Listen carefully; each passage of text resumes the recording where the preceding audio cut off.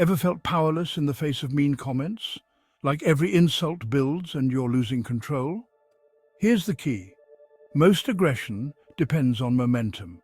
If you can interrupt it, you can take back control, and I'm going to show you exactly how. Mean comments have a way of building momentum. It starts with a small insult, then another, and before you know it, they've got all the power in the conversation. But here's the secret. Aggression relies on uninterrupted flow. If you can stop that flow, even for a moment, you disrupt their rhythm and take control back.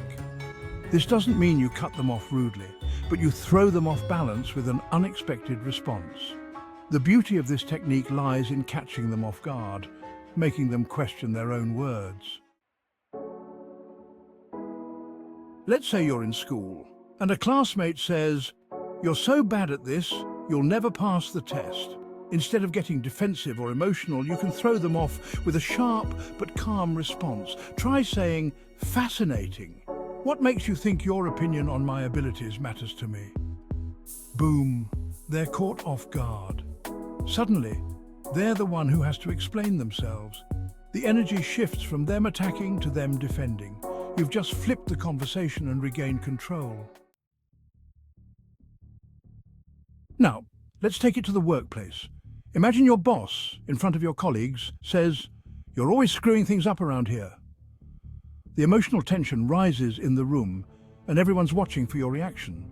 Here's how you interrupt the momentum without being disrespectful. "I appreciate your feedback. Can you give me a specific example so I can understand what went wrong?" This shift forces them to justify their comment.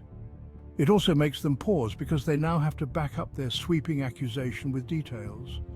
More often than not, this slows the aggression, turns the conversation toward problem solving, and shows you're in control of yourself no matter how tense the situation.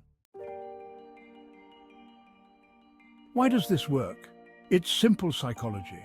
When someone is throwing mean comments at you, they expect you to react emotionally. That's where they get their power, from your emotional response. But when you respond with calm curiosity or an unexpected question, you throw them off balance. Their aggression is like a car speeding downhill, and you just hit the brakes by asking them to think, not react. You introduce a gap, a moment of reflection that stops their momentum. This gap is your power. Even in social settings, this tactic is gold. Say you're at a party and someone says, "Wow, you really don't know how to dress, do you?" Instead of getting flustered or firing back, you simply say, "Oh, you must be an expert on fashion then, huh?" It's light, it's sharp, and it redirects the focus back on them. Watch how quickly the energy shifts. So, the next time someone tries to tear you down with their words, remember, interrupt their flow. Ask a sharp question or make a clever statement that stops them in their tracks. Take the power back and don't give in to their aggression. If you want more tips on mastering verbal judo and handling bullies with ease, subscribe to Cognitive Curves and hit the bell icon for updates. Your mind is your greatest weapon. Use it wisely.